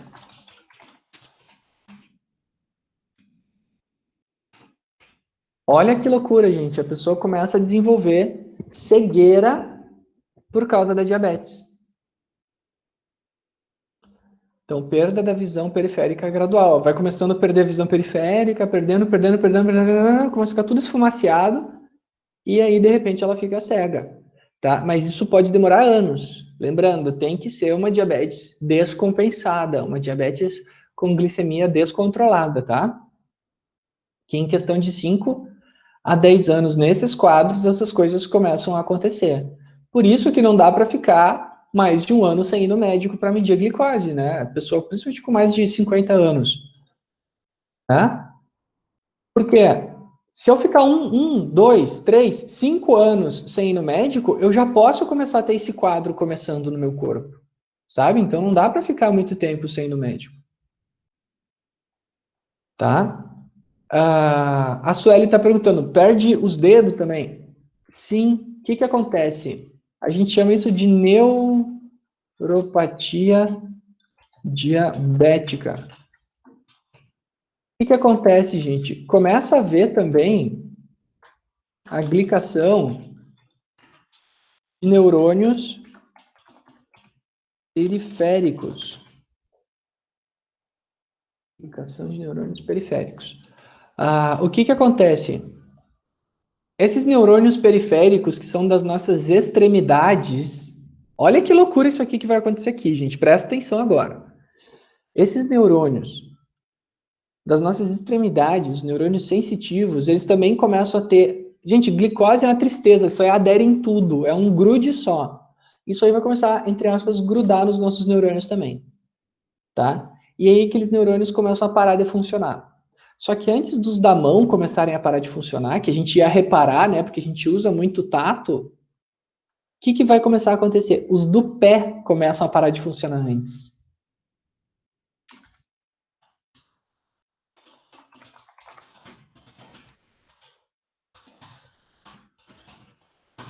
principalmente nas extremidades dos pés. E aí a gente começa a ter uma perda de sensibilidade periférica. Então, tu toca bem fraquinho no pé de uma pessoa com diabetes, ela não sente. Não sente. Tá?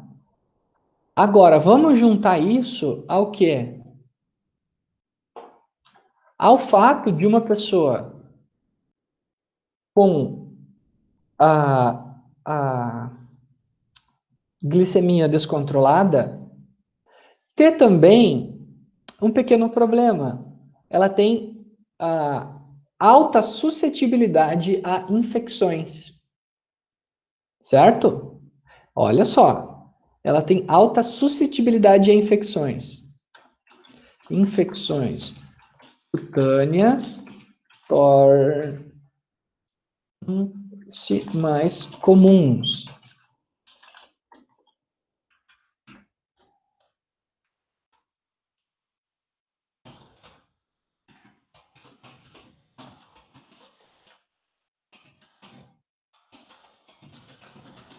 Porque não tem coisa que uma bactéria gosta mais de um sangue bem docinho para ela se alimentar. Junta tudo isso aqui, Sueli. Vamos fazendo esse quadro. Ó. Então, eu não sinto a ponta dos pés. Eu posso ter infecção muito fácil. Um machucado meu vai infeccionar muito fácil. Tá? Eu posso ter infecções na pele, alergias, brotoejas, assim, que acontecem sem eu me machucar também. Então, eu começo a ter infecções muito mais fácil, porque não tem nada que uma bactéria gosta mais do que um açúcarzinho para ela se alimentar. Então, uma proliferação de bactérias aumentada. Ó, não sinto a ponta do pé. Tenho infecções mais fáceis. E, ao mesmo tempo, a glicose, ela vai aderir também nas minhas plaquetas. E eu vou também ter a cicatrização diminuída.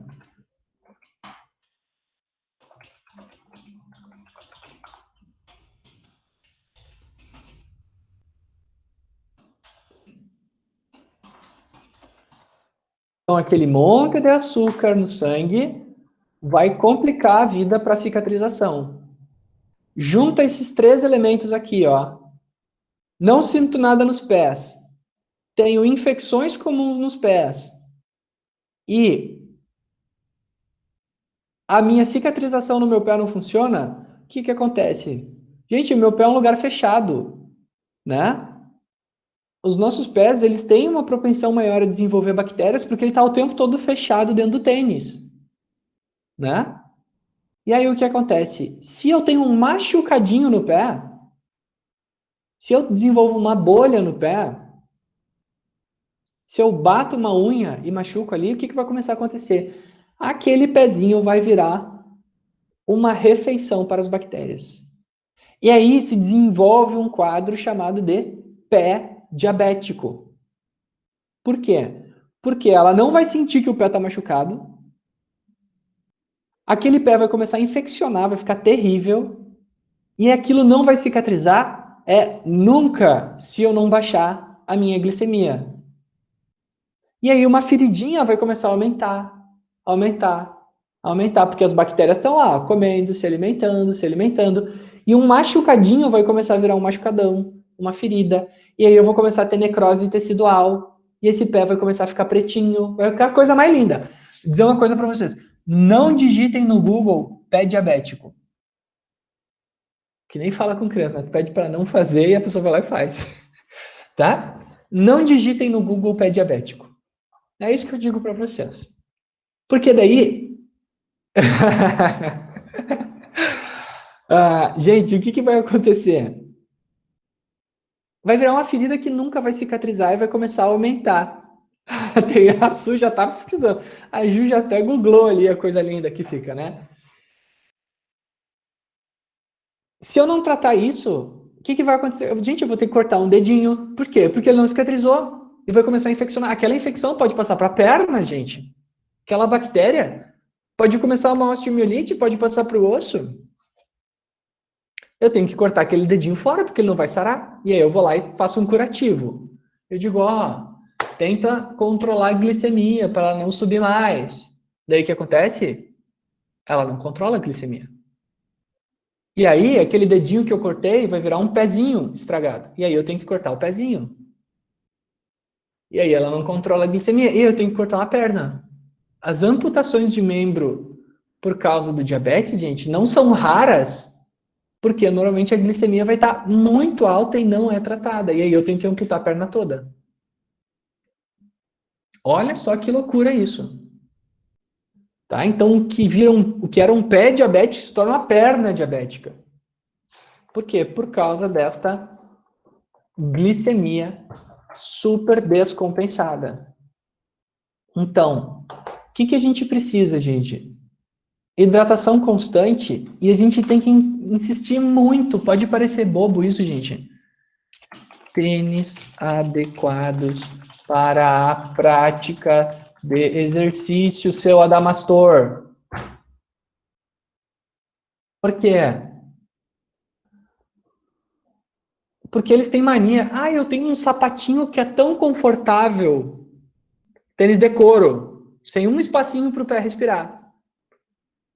E aí o que vai acontecer? Vai ter transpiração, vai ter proliferação de bactérias e vai machucar os pés. E aí sim, se encaixa todo esse quadro. Como é que eu vou fazer um exercício cardiovascular com uma pessoa dessa? Se eu não tenho nem segurança para o pé. Gente, experimentem caminhar meia hora. Quem não está acostumado. O pé enche de bolha. Pega um senhorzinho para caminhar 30 minutos, 40 minutos, vai encher de bolha o pezinho dele. Não está acostumado. Tá? Então, é importantíssimo a gente fazer exercícios cardiovasculares.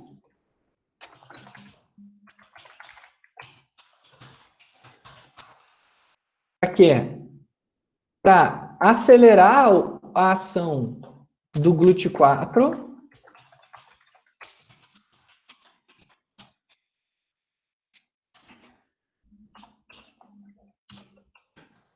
e D, né? Super importante fazer muito exercício cardiovascular. Só que é importante também realizar exercícios resistidos. Para quê? Para aumentar a massa muscular e diminuir a resistência periférica à insulina.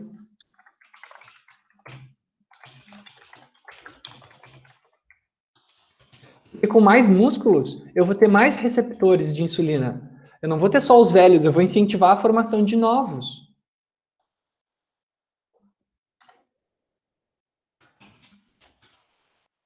Diminuir a insulinoresistência, né?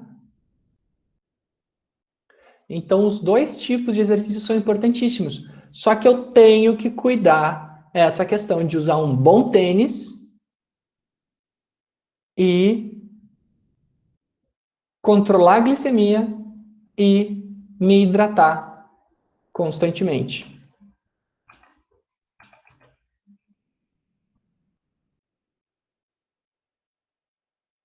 Né? Eu não posso deixar o seu Adamastor vir com aquele tênis. Ai, mas é tão confortável. Gente, fazer caminhada com sapato de couro. Já cansei de ver isso. Eu não sei o que eles têm resistência tanto de comprar um tênisinho de caminhada, sabe? Hoje em dia até não é tanto, né? A gente até associa o tênis de caminhada com os velhinhos já. Mas quando eu comecei a trabalhar na área, gente, comecei a ter os meus primeiros alunos com diabetes, meu Deus, era difícil. Era sempre o tal do sapatinho confortável. Eu nunca entendi isso. Como que um sapato de couro pode ser mais confortável do que um sapato de corrida?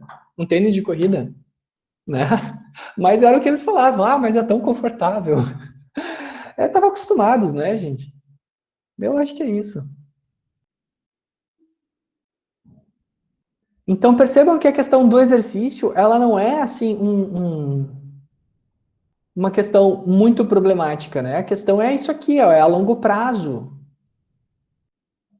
Né? Não existe o exercício ideal para o diabético. Não, o diabético tem que fazer exercício ponto. Para quê? Para diminuir a resistência periférica à insulina e, ao mesmo tempo, aumentar a ação do GLUT4 para a glicose entrar naturalmente na célula, que é essa via aqui que eu desenhei aqui atrás, nesse primeiro slide. E a gente encerra assim o conteúdo de diabetes e o conteúdo da disciplina. Deixa eu parar a gravação aqui. Dúvidas, questionamentos, sugestões, desabafos, colocações, comentários?